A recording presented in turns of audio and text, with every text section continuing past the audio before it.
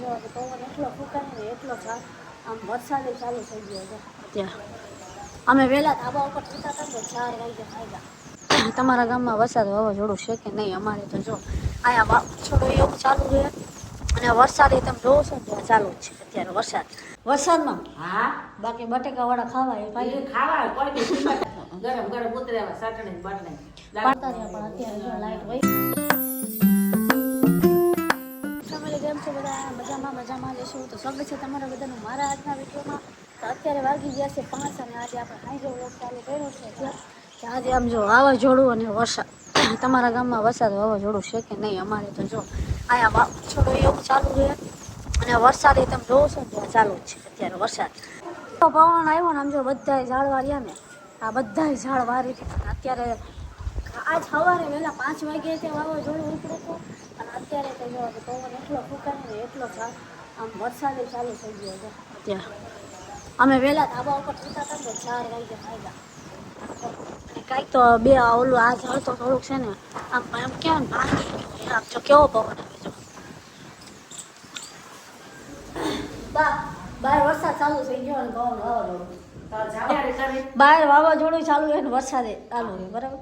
એટલે થોડો આવે છે વરસાદમાં. હા બાકી બટેકા વાળા ખાવા એ ભાઈ ખાવા કોઈ ગરમ ગરમ ઉતરેવા સાટણે બાટણે ભાઈ આ તો ભગવાનના હાથમાં આપણા અત્યારે નગર વરસાદ ન હોય ન હોય શિયાળો હોય પણ આ તો કળિયુગમાં બધું.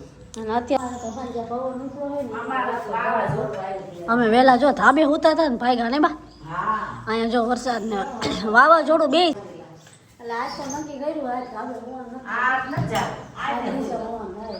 ત્યાં પલળે બાપા આમ જો આવા દયણા દરાવાના હતા ને એ તે મૂકવા ન ગયા કેમ કે 2 દયણા આમાં ભરીને મૂકાસ. અને બહાર વરસાદ ચાલુ થઈ ગયો આમ પવનમાં દયણા દરાવા કેમ જાવ એટલે હવે એ તો કાલે જ મેળ આવે. અત્યારે તો જો કે એમ કંઈક રસોઈ કરી નાખશું. અને આમ જો આ બાવર છે ને આખો આમ હતો ને તો પવન આમ સામો આવે તો જો આખો ઊભો થઈ ગયો. અમારે કાલ રાતનું આમ તો એમ કાલ રાતનું જ તે વાવાઝોડું ચાલુ જ છે અહીંયા. પાછું આવ્યું લગભગ રાતે પાછું આવશે ખરું. અને કેવું આમ શિયાળા લાગે. ચાલો બટેકા લઈ આવ્યા પણ અત્યારે જો લાઈટ વહી. બાફી નાખ્યા બાકી બટેકા બફાઈ ગયા મસાલો કરવાનો કે પહેલા હું ભાગ ખાઈ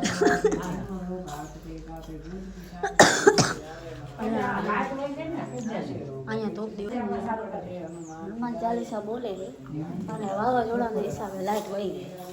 બટેકા ખાલી બેઠા હજી વાવાઝોડું તો એવું જ છે. જો વરસાદ કેવું વાતાવરણ થઈ ગયું.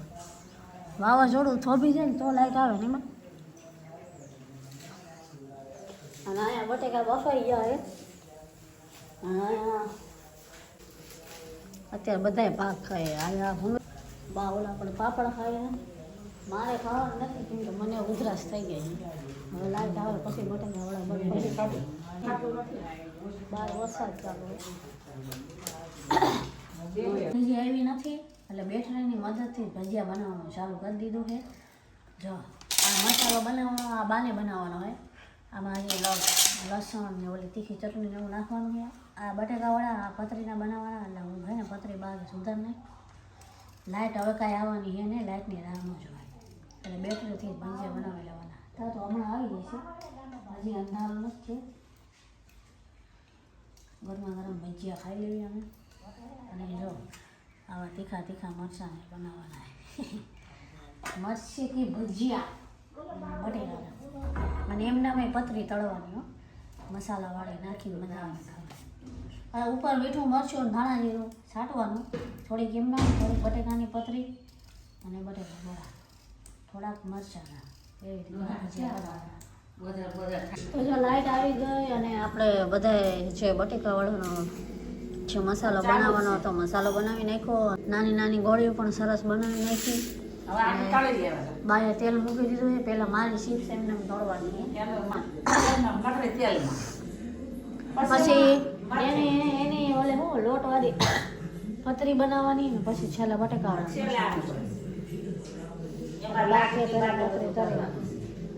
લાઈટ આવી ગઈ છે. બાએ ભજીયા બનાવવાનું ચાલુ કર્યું તો પાછી લાઈટ વહી ગઈ એટલે કાંઈ વાંધો નહીં. પાછી બેટરીની મદદ લઈ લીધી છે.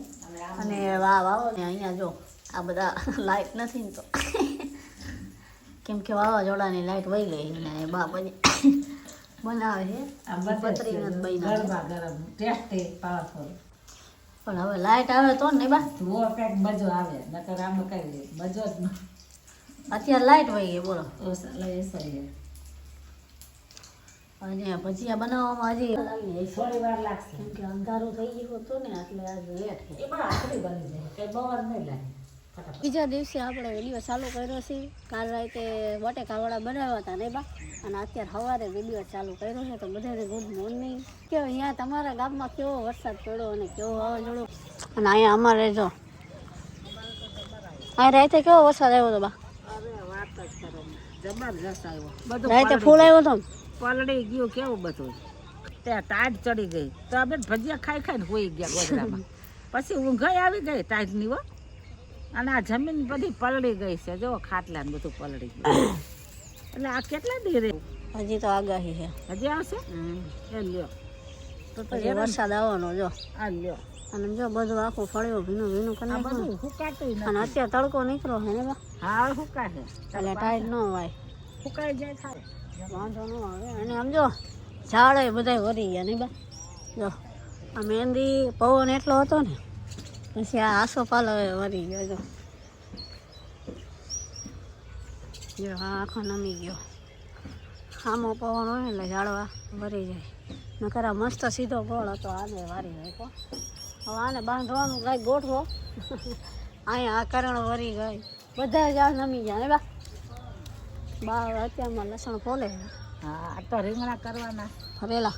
ભરેલા આજ બાના રેડિયોમાં આવ્યું હતું કે આજ ચકલી દિવસ છે ને બા હા આ માળો રહ્યો ને અહીંયા અમારે અહીંયા ઉપર હતો પડી ગયું અહીંયા પણ કાલ વાવાઝોડું આવ્યું ને એટલે આ માળો પડી ગયો જો ચકલીનો એટલે આ પાછો આપણે એને ફિટ કરીને પાછો હતો ને અહીંયા બનાવ્યો એટલે ચકલી દિવસ છે ને એટલે આજ એના માટે એક ઘર આવા 2-3 ને બધે બાંધ્યા એક જો સામે ઓલા પણ છે ને હવે આને રિપેરિંગ કરવાનું છે કેમ કે નીચે પડી ગયો ને એટલે આવડું આ આખું ખુલી ગયું ને બા. નીકળી ગયું એટલે હવે પાછું ફિટ કરીને લગાડી દે તો આવ્યો ને જો તડકો નીકળી ગયો 12:30 થઈ ગયા છે. બાય રસોઈ બનાવી નાખી છે અત્યારે લગભગ ભરેલા રીંગણા શાક ને રોટલી રોટલી બની ગઈ.